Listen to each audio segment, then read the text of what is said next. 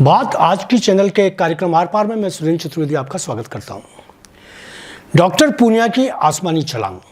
जी हां, राजस्थान के बहुआयामी प्रतिभा के धनी राजनेता डॉक्टर सतीश पूनिया को हरियाणा भाजपा का प्रभारी बनाया गया है। यह राजस्थान भाजपा के लिए गर्व की बात है। सर्वत्र प्रसन्नता की लहर फैली हुई है। मैं भी बेहद प्रसन्न हूं। डॉक्टर पूनिया का दुर्भाग्य है कि वे आमेर विधानसभा क्षेत्र से खुद चुनाव नहीं जीत पाए।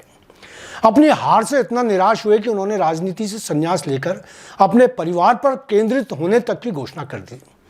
मगर यह भाजपा का सौभाग्य है कि उन्होंने संन्यास नहीं लिया, वरना भाजपा एक समर्थ नेता का मार्गदर्शन खो देती, उनमें व्याप्त दैविक शक्तियां जाया हो जाती। यद्यपि पिछले लोकसभा चुनाव में पूनिया जी को हरियाणा का चुनाव प्रबंधन संभलवाया था और भाजपा का प्रदर्शन वहां शर्मनाक ही रहा, मगर माना जाना चाहिए कि पूनिया जी को पर्याप्त वक्त नहीं मिलता तो 5 सीट ही भाजपा नहीं जीतती।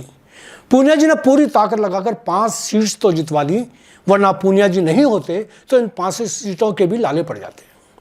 हरियाणा जाट बाहुल राज्य है और पूनिया जी राजस्थान के सम्मानित जाट नेता हैं। उनका राजस्थान के जाट मतदाताओं पर एक छत्र प्रभाव है। मेरा मानना है कि यदि उनके इस प्रभाव मंडल का भाजपा हाईकमान राजस्थान में उपयोग करता तो यहाँ लोकसभा से कई जाट सांसद लोकसभा पहुंचते। पता नहीं क्यों पूनिया जी के सियासती प्रभाव का उपयोग पार्टी नहीं कर पाई। पूनिया जी अंत समय तक अजमेर से चुनाव लड़ने की मनोकामना पार्टी के समक्ष रखते रहे। आमेर से चुनाव हारने के पीछे उनकी कोई गलती नहीं थी।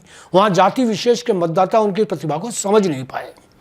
नादान मतदाताओं की अल्पबुद्धि से वे आमेर से भले ही बुरी तरह से हार गए हो, मगर यदि अजमेर से चुनाव लड़ते तो विधानसभा में मुश्किल से जमानत बचाने वाले भागीरथ चौधरी से भी अधिक मत से जीतते। उनको लोकसभा चुनाव में पार्टी ने कहीं से टिकट नहीं दिया। यही वजह रही कि भागीरथ चौधरी के अलावा पार्टी का कोई जाट नेता संसद नहीं पहुंचा। यदि पूनिया जी को हरियाणा की जगह राजस्थान में स्टार प्रचारक बना दिया जाता तो शायद भाजपा की इतनी शर्मनाक स्थिति नहीं बनती। पूनिया जी निस्संदेह शानदार और प्रभावशाली जाट नेता हैं। उनका प्रभाव देश भर के जाटों पर होगा, ऐसा मेरा विश्वास है।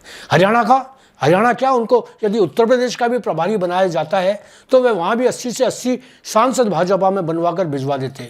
उत्तर प्रदेश में भी उनके समाज का बहुत बड़ा हिस्सा रहता है। ऐसे वक्त में जब राजस्थान से अन्य कोई नेता किसी राज्य का प्रभारी नहीं बनाया गया तब पूनिया जी को चुना गया। यह बात दर्शाती कि मोदी और शाह की नज़रों में उनका कद कितना बड़ा है। वसुंधरा और राजेंद्र राठौड़ जो पूनिया जी से कहीं ज़्यादा प्रभावशाली और सियासत के पुराने बासमती चावल हैं, उनको किसी राज्य की जिम्मेदारी नहीं दी गई और उनकी तुलना में चावल के चूरे को तरजीह दे दी गई। यह बात अपने आप में पूनिया जी के लिए गर्व की बात है। हरियाणा में विधानसभा के चुनाव होने वाले हैं। मेरा दावा है कि इस बार भाजपा हरियाणा में धमाकेदार जीत हासिल करेगी। पूनिया जी वहाँ की फिजा बदल देंगे। उनका जादू देखने लायक होगा। राजस्थान में राजपूत समाज पर राजेंद्र राठौड़ और जाट समुदाय पर पूनिया जी का असर नकारा नहीं जा सकता। भले ही राठौड़ तारानगर से और पूनिया जी आमेर से चुनाव हार गए हों, मगर हार के बावजूद उनकी मूछें झुकी नहीं मानी जानी चाहिए।